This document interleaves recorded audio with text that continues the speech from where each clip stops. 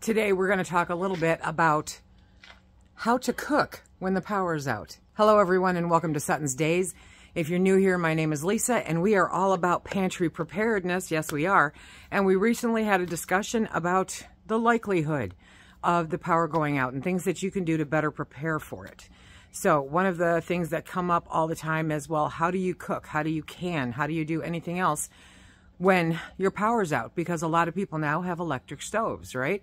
So I'm going to show you a few options that we have for when the power goes out, because around here it's pretty common. I have a trailer hitch that just hit me. Okay, so we have a few different options here, and this is not even all of them. And I thought I would share some of them with you. If you don't have these, okay, these are propane burners. And they are like for turkey fryers, okay, or I don't know what else you would use them for, but we use them because we have great big pots. We use them to cook down some feed sometimes for some of the animals. We get potatoes in the boxes and say the pigs aren't here. We cook down pounds and pounds of potatoes, let them cool, and feed them to the chickens. We got some happy chickens, yes we do. But they are not good for canning, because your Presto pressure canner can only handle 12,000 BTUs. These go well above. This one, the big one right here, we can dial it down to about 20,000 BTUs, but that's as low as it goes. So your best bet, if you're looking for an alternative for canning, is a Camp Chef stove. Wave hi, Phil. Hi. Okay, so is a Camp Chef stove, because those handle around 15,000 BTUs. Phil has another one here, but here, hold it up for him. Okay, and that's a shorter one. We have quite a few of these, and we have picked these up at like garage sales for $5. I mean, they're out there, right? So he's just kind of putting them all together for me because I wanted to show you guys the kind of chaos that we have. There are rocket stoves out there. Yes, there are.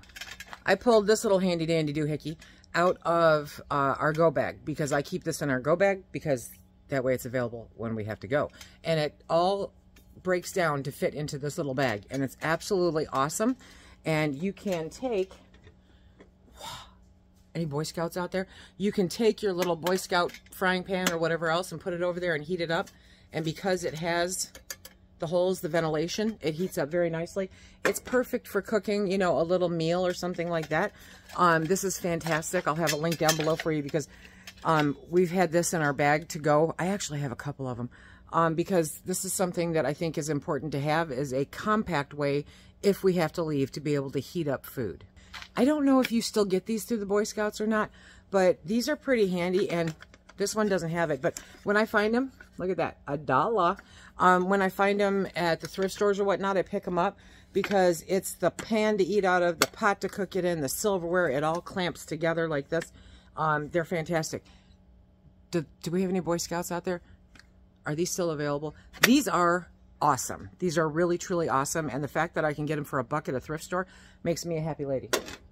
Very happy. Next is a fondue pot.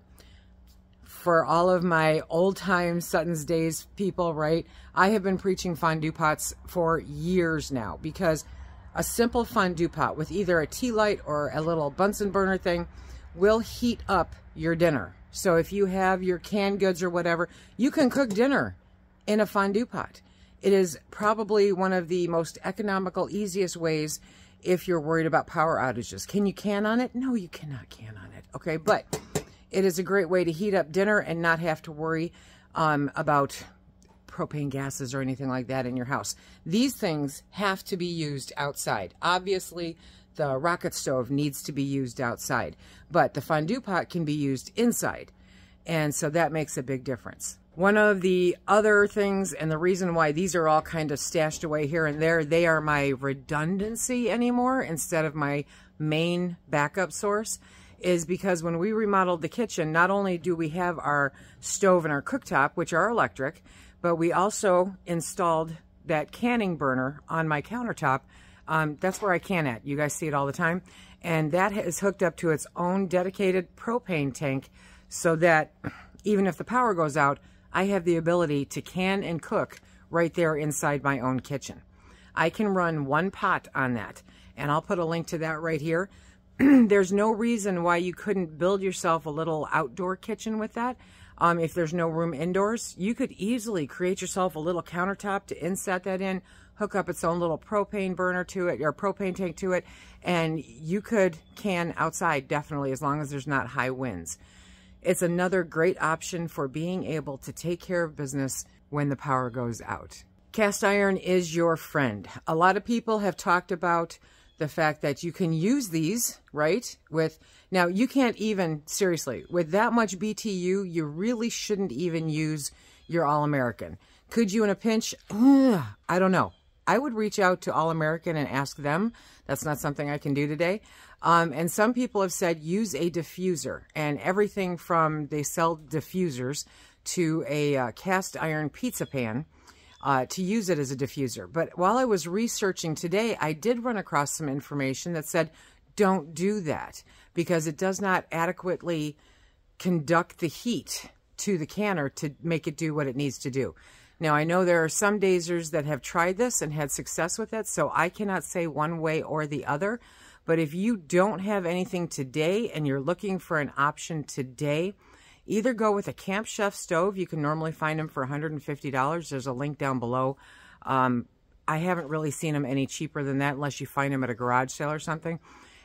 Or make yourself your own cook space, your own cooktop, using the thing like I did in our kitchen. Now, that's right, in our kitchen, so it's fantastic.